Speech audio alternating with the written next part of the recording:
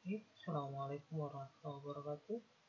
Berjumpa kembali dengan pelajaran sejarah peminatan dengan Pak Indar sebagai pengampu mata pelajaran sejarah peminatan. Apa kabar anak-anakku sekalian? Semoga anak-anakku sekalian dalam kondisi sehat walafiat di tengah pandemi ini. Ingat, stay home, jaga jarak, jaga kesehatan, jaga imun kalian. Baik, anak-anakku sekalian, hari ini kita akan belajar berkaitan dengan sejarah peminatan, terutama KD1. Sebelum kita ke KD1, ke materi ini, marilah kita berdoa menurut agama dan kepercayaan masing-masing. Berdoa dipersilahkan. Berdoa selesai. Baik, apa kabar anak-anak? Mudah-mudahan anak-anakku sekalian dalam kondisi sehat walafiat. Baik anak-anakku sekalian, kita akan membahas materi tentang respon internasional terhadap proklamasi kemerdekaan Republik Indonesia. Nah, ini ada kata respon. Respon adalah tanggapan, umpan balik dari seseorang kepada orang lain. Nah, internasional ini adalah berkaitan dengan pandangan atau negara, sebuah bangsa yang sudah go itu yang berada di luar negeri.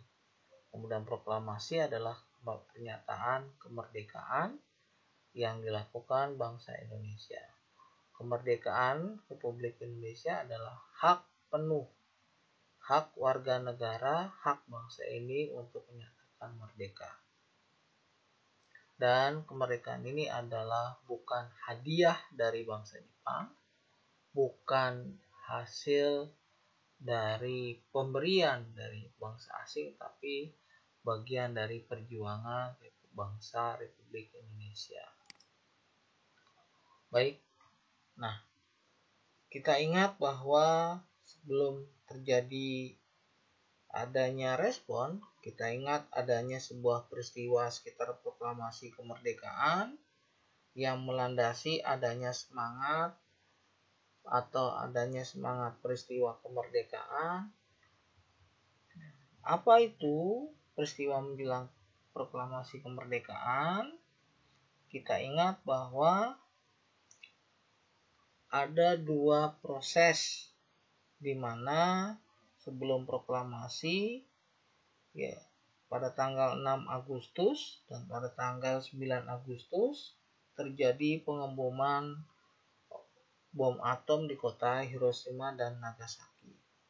Oleh karena itu, pada tanggal 11 Agustus 1945, Jenderal Terauchi mengundang Muhammad Hatta, Soekarno, dan Rajiman membentuk BPUPKI digantikan menjadi PPKI. Kemudian 15 Agustus dilakukan rapat di ruang lembaga bakteriologi. Golongan muda berkenakan kemerdekaan lokal bangsa tanpa mengadakan rapat dengan PPKI bentukan Jepang. Nah, tanggal 14 Agustus 1945, Jepang menyerah tanpa syarat kepada sekutu. Hal ini kemudian terdengar oleh para pemuda Indonesia. Kemudian para pemuda Indonesia menghendaki kemerdekaan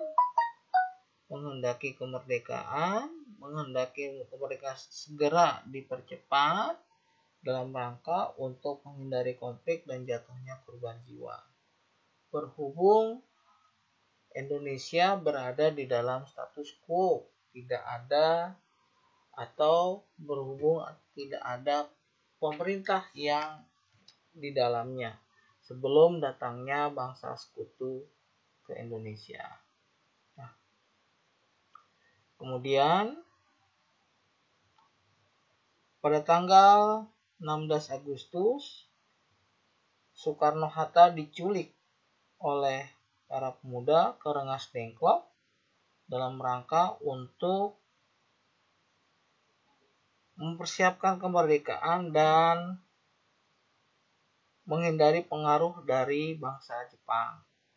Nah, kemudian pada dini harinya Soekarno-Hatta kembali ke Jakarta, dibawa ke rumah Maida dengan keyakinan bahwa kondisi itu aman rumahnya atau ada jaminan keamanan untuk para pemuda dan para golongan tua dan golongan muda untuk membuat berita proklamasi.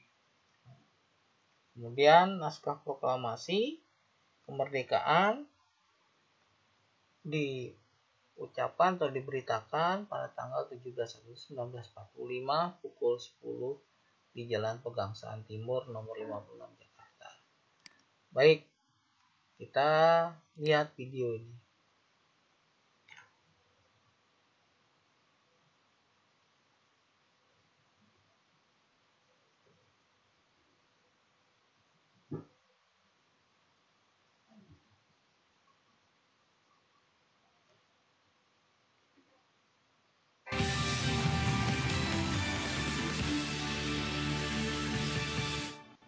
Proklamasi. Kami, bangsa Indonesia, dengan ini menyatakan kemerdekaan Indonesia. Nggak terasa di 17 Agustus 2015 ini, Indonesia sudah menginjak umur yang ke-70 tahun. Nah, sebagai anak muda, nggak ada salahnya dong kalau kita pengen tahu gimana sih sejarah Indonesia itu bisa merdeka. Bersama saya Aditya, CNN Indonesia akan mengajak kalian semua untuk mengetahui sejarah Republik Indonesia bisa merdeka. Yuk! Nah, teman-teman, untuk lebih jelasnya lagi, sekarang kita udah ditemenin sama Mas Ari nih, biar tahu tentang detailnya Museum Perumusan Naskah Proklamasi. Mas, apa kabar Mas? Baik-baik. Baik ya? Pagi, alhamdulillah Mas. Ini pengen saya tanya sebenarnya Bung Hatta, Bung Karno sama Ahmad Subarjo ini ngapain sih Mas di ruangan ini? Oke, jadi ruangan ini menggambarkan peristiwa seputar perumusan naskah proklamasi. Oh gitu? Di mana Bung Karno saat itu bertindak sebagai yang menulis, Oke. dan Ahmad Subarjo dan Bung Hatta bertindak sebagai memberikan saran secara lisan. Oh gitu, untuk tulisannya seperti apa gitu ya. Dan ini peristiwa penulisannya ini sendiri pagi, siang, sore, malam? Oh, kurang lebih sekitar pukul dini hari lah. Dini hari? Jam 2 pagi. Jam 2 pagi? Masuk tanggal 17 Agustus ya. Oh, jadi benar-benar emang last minute banget Mas ya, sebelum diumumkan proklamasi Indonesia ya. Betul. Oke teman-teman, sekarang kita udah ada di ruang pengetikan naskah proklamasi yang diketik oleh Bung Sayuti Melik dan ditemani oleh Bung BM Dia ya, Burhanuddin Muhammad Dia. Jadi keduanya adalah bekerja sebagai jurnalis gitu ya, mungkin dianggap sebagai orang yang paham tentang tata bahasa gitu. Jadi setelah diketik, dibawa ke ruang pengesahan dan ditandatangani di atas piano itu. Nah teman-teman, ini dia piano yang digunakan sebagai alas untuk Bung Karno menandatangani naskah proklamasi. Seperti ini foto jelasnya.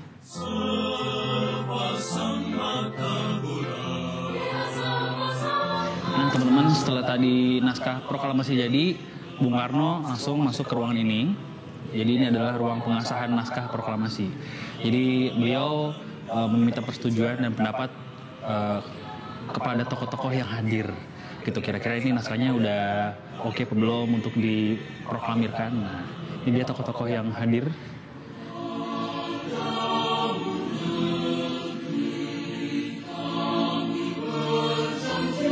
Setelah tadi naskah proklamasinya dirumuskan, diketik dan ditandatangani oleh Bung Karno dan Bung Hatta, lalu naskahnya dibawa ke sini untuk dibacakan dulu. Ini adalah sebelum jadi taman kayak gini, ini adalah halaman rumahnya Bung Karno, gitu ya kan? Dulu di Jalan Pegangsaan Timur nomor 56. Selain ada patung Bung Karno dan juga Bung Hatta, ini monumennya ya, dan juga ada naskah proklamasi Republik Indonesia. Kalau kita perhatikan di belakangnya ada pilar juga. Pilar itu berjumlah 17 ya. Tapi nggak termasuk tangga itu ya. Ya itu cuman buat buat bersih-bersih, buat merawat ya, itu tidak termasuk gitu ya. Dan kalau kita lihat di sana juga ada tugu petir. Nah, di sana ada tulisan yang menjelaskan bahwa proklamasi itu dibacakan pada tanggal 17 Agustus tahun 1945 jam 10 pagi.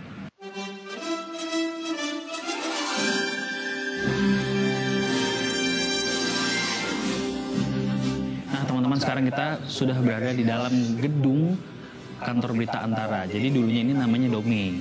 Ya, jadi ini adalah perjalanan selanjutnya naskah proklamasi kemerdekaan Republik Indonesia setelah dibacakan oleh Bung Karno dan Bung Hatta dibawa ke sini. Dan untuk menyebarluaskan lebih cepat lagi tentang berita kemerdekaan Republik Indonesia, maka Dome Indonesia pun membawa berita tersebut untuk disebarkan melewat radio Hosok Kyoku tanpa sepengetahuan Jepang.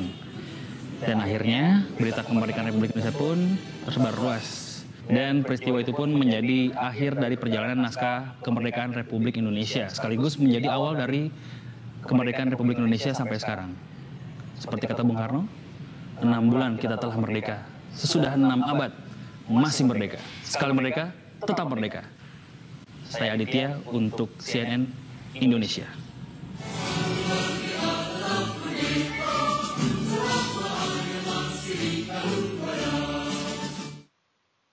Anak-anakku sekalian, lanjut ke usaha memperjuangkan atau mempertahankan kemerdekaan Indonesia. Apa saja usahanya? Kita lihat ada 2 cara perjuangan mempertahankan kemerdekaan, yaitu ada perjuangan bersenjata, kemudian ada perjuangan diplomasi. Kalau perjuangan bersenjata atau dengan cara fisik, tentunya dengan menggunakan fisik, menggunakan senjata, baik itu bambu runcing, baik itu pedang, golok, dan lain sebagainya. Kalau perjuangan diplomasi itu berkaitan dengan bagaimana usaha bangsa Indonesia untuk mendekatkan diri kepada negara lain dalam rangka mencari dukungan atau melakukan hubungan diplomatik kepada negara lain. Nah, penyebabnya adalah pertama ada konflik Indonesia Belanda, Sekutu Nikah melakukan provokasi, dan teror bangsa Indonesia. Kemudian timbul semangat kolonialisme di kalangan rakyat, kemudian Belanda melakukan agresi militernya. Nah, inilah penyebabnya. Kemudian kedatangan bangsa sekutu yang dipimpin oleh Philip Christensen pada tanggal 23 September 1945. Apa saja tugasnya? Ini dia, memulihkan keamanan, mengurus, menyerahkan, membebaskan tawanan, mencari, mengadili penjahat perang. Nah, tugas ini kemudian ternyata diingkari oleh pihak sekutu. Artinya ini mereka berbohong, kemudian dengan tujuan bagaimana Belanda bisa menguasai negara Republik Indonesia. Nah, kemudian kita lanjut, ada perjuangan bersenjata. Ini pertama pertempuran Surabaya, yaitu adanya ultimatum. Semua perjuangan bersenjata adanya ultimatum. Ultimatum itu adalah bahasa sangat sederhana, harus memaksa, atau bahasanya adalah pengumuman yang sifatnya memaksa kepada bangsa Indonesia. Ini pertama harus melapor, menyerahkan senjata pada tanggal 10 November jam 6. Nah, usaha ini kemudian dilakukan oleh Bung Tomo dan Gubernur Suryo dengan menggunakan pidato, sehingga seluruh rakyat Surabaya melakukan proses perlawanan kepada sekutu. Nah, sebab yang lain adalah meninggalnya Brigjen Jenderal A.W.S. Malabi yang menyebabkan adanya ultimatum. Kemudian Bandung Lautan Api, itu juga ada ultimatum agar TRI meninggalkan seluruh kota Bandung. Nah, sebelum meninggalkan kota Bandung, gedung Museum Muhammad Toha membakar gedung museum yang ada di Bandung Barat. Kemudian pertempuran Bojong Kokosan mengingkari pengiriman. Kemudian penerbangan Medan Area, yaitu adanya menuliskan fix benders Medan Area. Kemudian peristiwa Merah Putih karena tindakan sewenang-wenang. Kemudian Ambarawa yang membebaskan tentara Belanda dan membuat kecewaan seperti Kolonel Sudirman, Letkol Istiman. Kemudian kita lihat perjuangan diplomasi. Yang pertama yang dilakukan oleh bangsa Indonesia dalam kebijakan diplomasi adalah Linggarjati. Tokohnya adalah Muhammad Rum, Sultan Syahrir.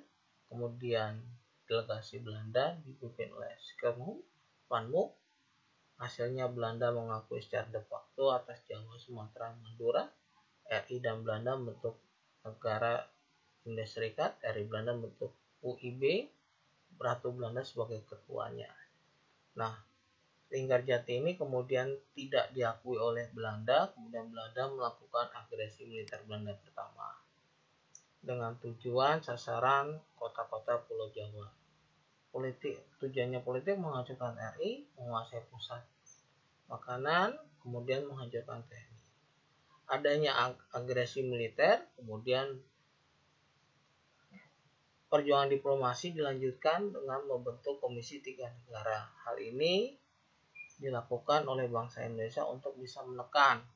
Kenapa? Karena ada konflik antara Belanda dengan Indonesia. KTN ini dibentuk oleh Dewan Keamanan PBB. Nah, kemudian Komisi Tiga Negara ini menghasilkan yang namanya perundingan Renville. Hasilnya adalah penghentian tembak-menembak. Nah, ini dia sebelum kesini adalah ketua delegasinya Indonesia Amir Syarifuddin, Belanda Abdul Qadir. Hasil penghentian tembak-menembak daerah belakang garis Van Mook, membentuk negara federal. Uni Indonesia Belanda ini negara sebagai kerajaan Belanda. Ini dia. Kemudian Renville juga tidak diindahkan oleh Belanda. Kemudian Belanda melakukan agresi militer Belanda kedua dengan sasaran ibu kota RI yaitu Yogyakarta. Nah, hasilnya memberikan mandat kepada Safruddin untuk membentuk PDRI, wakil presiden, dan tetap di Jogja, resiko ditangkap, TNI keluar dari Yogyakarta untuk gerilya. Kemudian serangan umum 1 Maret digagas oleh Sultan Hamengkubuwono X dipimpin oleh Letnan Kolonel Soeharto. Dampaknya meningkatkan moral rakyat dan TNI, menunjukkan pada dunia internasional bahwa TNI dan RI masih ada, mendukung perjuangan diplomasi di forum PBB. Kemudian Romorayan dipimpin oleh Van Royan. Hasilnya adalah untuk bersedia mengikut dalam konferensi meja. Nah, inilah kemudian Inter-Indonesia yang dilakukan oleh BFO sebagai negara bentukan federal dari pemerintah kolonial Belanda. Kemudian KMB hasilnya ini terdiri dari 15 negara federal. Kemudian RIS dan Belanda membentuk Uni Indonesia Belanda, dipimpin oleh Belanda. Kemudian Muslim Belanda ditarik, KNL dibubarkan, anggotanya boleh masuk TNI. Nah, terakhir adalah masalah Irian Barat, diselesaikan 1 tahun setelah pengakuan kedaulatan. Baik, anak-anakku sekalian, kita lanjut. Kita lihat video berikutnya.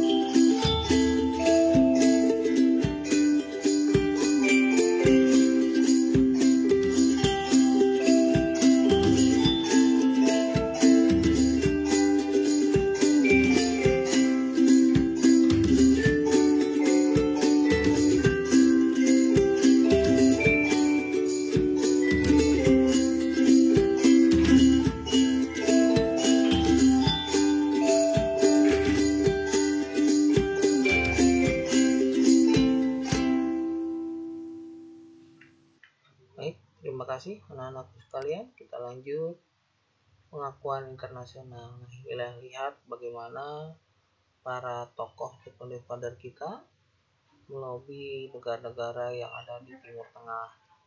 Kenapa Timur Tengah? Karena pertama ada kesamaan dari segi agama, yaitu agama Islam. Kemudian hampir sebagian besar penduduk Indonesia beragama Islam. Kemudian ada beberapa tokoh nasional kita yang pernah belajar ke wilayah Timur Tengah. Nah, ini dia respon rakyat Mesir. Di antaranya adalah bagaimana seorang pimpinan Presiden Maroko atau Tunisia untuk membicarakan berkaitan dengan kedaulatan bangsa Indonesia. Simpati rakyat Mesir ini dilakukan oleh Muhammad Hatta pada tanggal 30 Juli 1947. Artinya revolusinya adalah untuk bagaimana mengakui adanya kemerdekaan bangsa Indonesia. Kemudian PBB, kita lihat tadi bagaimana PBB untuk membantu Indonesia. Salah satunya adalah menggunakan KTN, kemudian menggunakan UNCI, kemudian yang ketiga adalah KMB. Inilah dukungan dari Dewan Keamanan PBB. Kemudian lanjut respon negara Arab, yaitu setelah Raja Farouk Mesir mengakui Indonesia. Nah, inilah yang kemudian Mesir sebagai salah satu negara yang pertama kali mengakui Indonesia secara de facto. Sehingga beberapa negara di kawasan Timur Tengah mengakui kemerdekaan Republik Indonesia. Ini Syekh Palestina yang mendukung kemerdekaan Republik Indonesia. Kita lihat video berikut ini.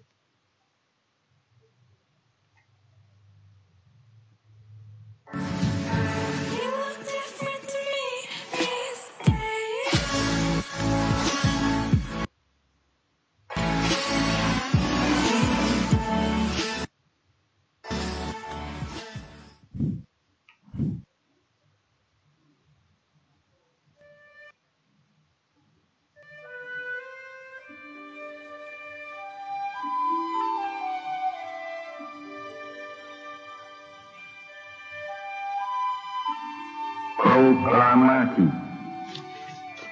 Kami, bangsa Indonesia, dengan ini menyatakan kemerdekaan Indonesia. Hal-hal yang mengenai pemindahan kekuasaan dan lain-lain diselenggarakan dengan cara saksama dan dalam tempo yang sesingkat-singkatnya. Jakarta, 17 Agustus 1945, atas nama bangsa Indonesia, Soekarno, Hatta.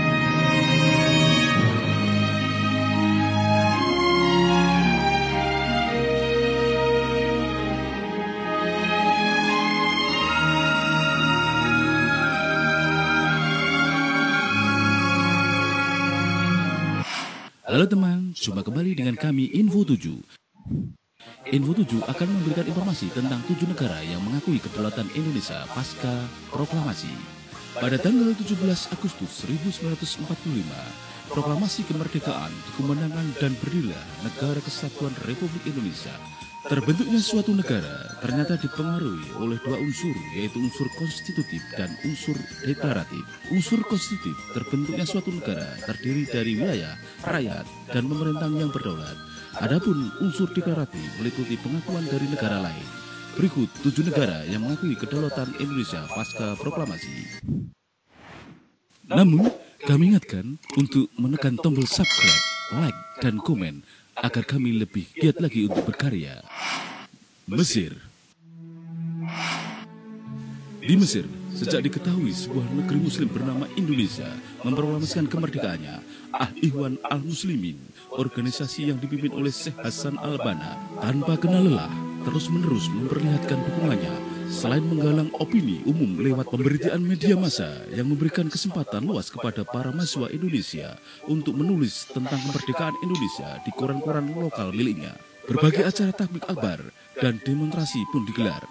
Para pemuda dan para pelajar Mesir juga kepanduan Ikhwan dengan caranya sendiri berkali-kali berdemo di kedutaan Belanda di Kairo. Tidak hanya dengan slogan dan spanduk, aksi pembakaran, pelemparan dengan batu, dan teriakan-teriakan permusuhan terhadap Belanda kerap mereka lakukan. Kondisi ini membuat kedutaan Belanda di Kairo kewalahan. Mereka dengan tergesa-gesa mencopot lambang negaranya dari dinding kedutaan. Mereka juga menurunkan bendera merah putih biru yang berkibar di puncak gedung agar tidak mudah dikenali oleh para demonstran. Palestina. Dukungan Palestina justru diberikan setahun sebelum Indonesia merdeka, yang diwakili oleh Syekh Muhammad Amin Al-Hussein. Pada tanggal 6 September 1944, Radio Berlin berbahasa Arab menyiarkan ucapan selamat beliau kepada seluruh dunia Islam bertepatan pengakuan Jepang atas kemerdekaan Indonesia. Vatikan. Tata Suci Vatikan merupakan salah satu negara Eropa pertama kali yang mengakui kemerdekaan Indonesia, ditandai dengan pembukaan misi diplomatik Vatikan di Jakarta pada tahun 1947 di tingkat Apostolic Delegate.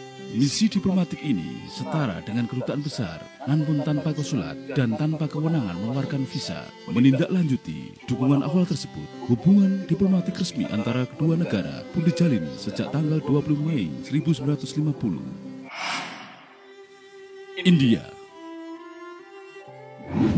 Salah satu negara yang memberikan pengakuan internasional atas kemerdekaan Republik Indonesia adalah India. India menjadi salah satu negara pelopor pengakuan kedaulatan atas Indonesia. Hal ini dapat dilihat dari usaha Jawaharlal Nehru yang saat itu menjabat sebagai Perdana Menteri sekaligus Menteri Luar Negeri India yang menyampaikan hasil resolusi New Delhi kepada Perserikatan Bangsa-Bangsa yang membahas tentang agresi militer Belanda atas Republik Indonesia. Untuk itu, mereka mengusulkan untuk dihentikan. Keberhasilan diplomatik Republik Indonesia terhadap India tersebut tidak lepas dari hubungan dekat dua pimpinan negara, yaitu Jawaharlal Nehru dan Muhammad Hatta, yang terjalin sejak Februari 1927. Australia. Australia turut mendukung perjuangan kemerdekaan Indonesia. Hal ini dikarenakan kedekatan geografis antara Indonesia dengan Australia yang hanya terpisah oleh Laut Timur. Adapun dukungan Australia terhadap Indonesia, yang pertama adalah pemboikotan kapal-kapal Belanda. Yang kedua, sikap anggota Australia dalam Komisi Jasa-Jasa Baik PBB untuk Indonesia. Belanda. Pengakuan tanggal kemerdekaan Indonesia oleh Belanda adalah peristiwa di mana Belanda akhirnya mengakui bahwa kemerdekaan Indonesia adalah tanggal 17 Agustus 1945 sesuai dengan proklamasi kemerdekaan Indonesia, bukan tanggal 27 Desember 1949 saat penyerahan kedaulatan ditandatangani di Istana Amsterdam. Pengakuan tersebut baru dilakukan pada tanggal 16 Agustus 2005. Yaman. Pengakuan negara Yaman pertama kali diresmikan pada tanggal 3 Mei 1948. Hubungan diplomatik antara kedua negara ini semakin terus ditingkatkan dan dipertahankan baik secara politik, ekonomi maupun sosial budaya, dan sudah 70 tahun negara ini bersahabat antara Indonesia dengan Yaman. Demikian teman, 7 negara yang mengakui kedaulatan Indonesia pasca proklamasi. Semoga di dirgahayu kemerdekaan Republik Indonesia ke-74 ini, hubungan antar negara Indonesia dengan negara lain semakin erat dan membawa kesejahteraan, kemakmuran, serta keadilan bagi seluruh rakyat Indonesia.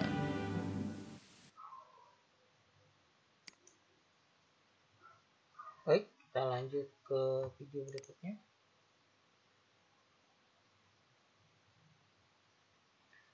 Kita lanjut, anak-anak sekalian. Video terakhir.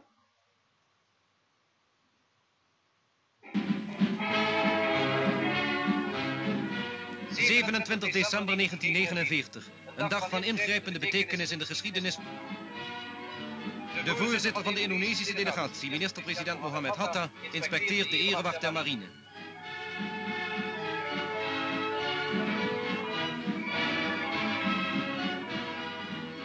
minister-president Mohammed Hatta. Het is mij als leider de delegatie gedaren, op de voet van zo even door de secretaris van de Nederlandse ministerraad voorgelezen akte van securiteitsoverdracht. Ik koester de hoop dat de betrekking tussen onze beide landen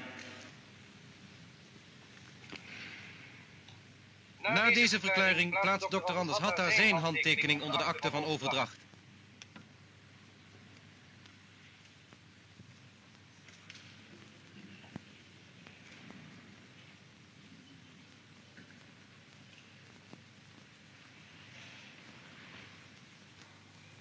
Hare Majesteit de Koningin, thans hoofd van de Nederlands-Indonesische Unie, spreekt dan een... De aanvaarding van haar soevereiniteit door de jonge staat, de Republiek der Verenigde Staten van Indonesië, alsmede het afstand doen daarvan door...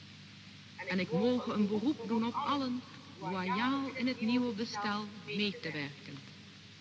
Nederland staat tot helpen klaar, zodra en wanneer Indonesië daarom vraagt. Er spruit hier hulpvaardigheid voort uit een diep gewortelde verbondenheid. Het is een voorrecht deze daad van overdracht der soevereiniteit te verrichten.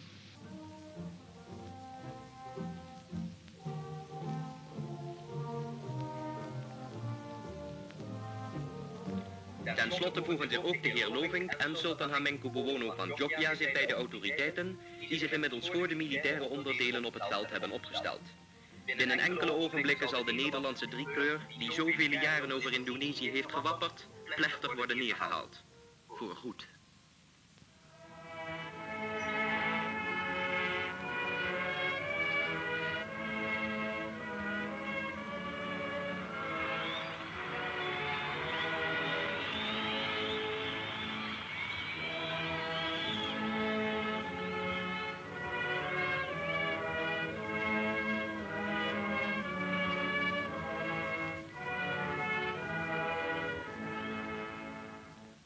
Dan weer klinkt ook het Indonesia Raya, het volkslied van de jonge republiek, en wordt het rood-wit op het paleis gehesen.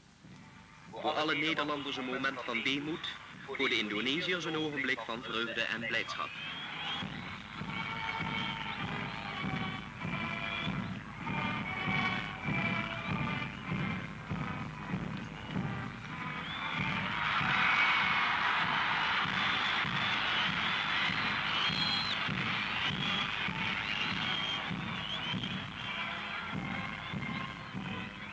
En het paleis Koningsplein, voor allen die Indië kenden het symbool van het Nederlandse gezag, zal morgen Istana Gambir heten en de residentie worden van president Sukarno. Onmiddellijk na de plechtigheid verlaat de heer Lovink het paleis om zich naar het vliegveld te begeven.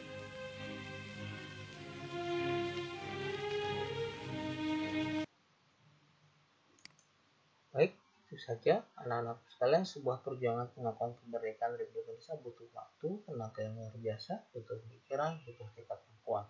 Perjuangan dilakukan di mana seluruh elemen bangsa untuk berdiri bangkit, perjuangan dari rasa keadilan, perjuangan lahir dari sebuah cita-cita kita ingin berdiri dengan kaki bangsa sendiri. Terima kasih. Assalamualaikum warahmatullahi wabarakatuh.